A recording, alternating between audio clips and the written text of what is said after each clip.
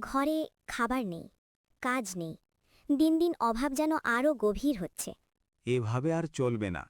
এবার মনে হয় অন্য গ্রামে গিয়েই কাজ খুঁজতে হবে। এই কথা ভেবেই একটা ছোট ব্যাগ কাঁধে নিয়ে মিঠুন রওনা দিল সোনাখালী গ্রামের উদ্দেশ্যে। সোনাখালিতে এসে মিঠুন বুঝতে পারল থাকার জায়গা নেই, খাবার নেই, কাজও নেই। শেষ পর্যন্ত সে পৌঁছল গ্রামের ধনী কৃষক হরিচরণ দত্তের বাড়িতে। প্রণাম দাদা, আমি অন্য গ্রাম থেকে এসেছি। আমাদের ওখানে খরা চলছে, যদি কোনো কাজ দিতেন। তোমার অবস্থা খুবই খারাপ দেখাচ্ছে। কাজ আছে, কিন্তু সহজ নয়। কোনো কাজই কঠিন নয় দাদা, আমি করব। আমার আছে 7টা গরু আর 40টা মহিষ। প্রতিদিন গোবর পরিষ্কার, খাওয়ানো, পানি দেওয়া। মাস শেষে 400 টাকা আর 2 বেলা খাবার। করবে? হ্যাঁ দাদা, করব।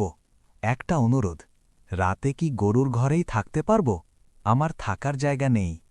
থাকো, কোনো সমস্যা নেই। সেই দিন থেকেই মিঠুন ভোরে উঠে মন দিয়ে পরিশ্রম করতে লাগল। দিন যায়, মাস যায়, তার কাজে খুশি হয়ে একদিন হরিচরণ দত্ত বললেন, মিঠুন, তোমার পরিশ্রমে গরুগুলো আগের চেয়ে অনেক বেশি দুধ দিচ্ছে। আজ থেকে তোমার বেতন 800 টাকা। ধন্যবাদ দাদা। সময় গড়াতে লাগল। মিঠুন নিজের সঞ্চয়ে একটা ছোট কুঁড়ে ঘর বানাল। কিন্তু হঠাৎ গ্রামে চুরি বাড়তে লাগল। মিঠুন চিন্তায় পড়ে গেল। দাদা, আমার 6200 টাকা সঞ্চয় আছে। দিনভর এখানে থাকি, ঘর খালি থাকে। চুরি হয়ে গেলে সর্বস্ব যাবে। গ্রামের জমিদার শশীকান্ত বর্মন খুব সৎ মানুষ বলে পরিচিত। তার কাছেই রাখো। প্রণাম জমিদার মশাই, আমি হরিচরণ দত্তের লোক। আমার 6200 টাকা সঞ্চয় আছে। চুরি হওয়ার ভয় পাচ্ছি, যদি রাখতেন। 6200 টাকা? ঠিক আছে, দাও, নিরাপদে থাকবে।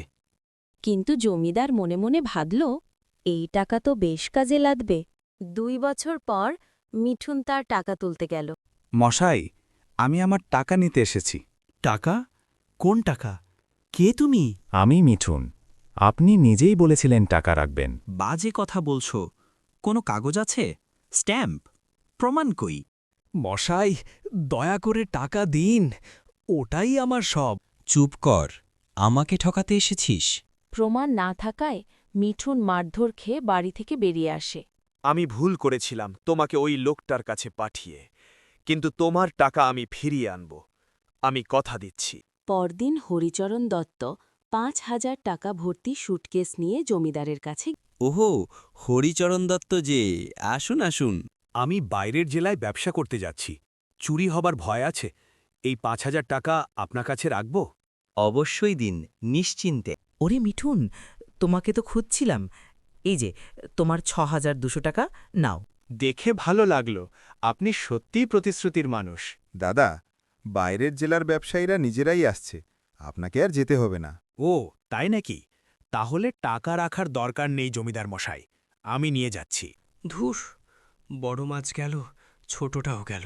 দাদা, আজ আপনি না থাকলে আমার সব সঞ্চয় শেষ হয়ে যেত। ধন্যবাদ দাদা।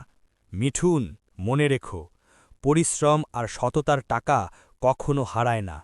লোভের টাকায় যে বাড়ি দাঁড়ায়, একদিন না একদিন সেটা ভেঙে পড়বেই। আজ সত্যি মিঠুন তা বিশ্বাস করল।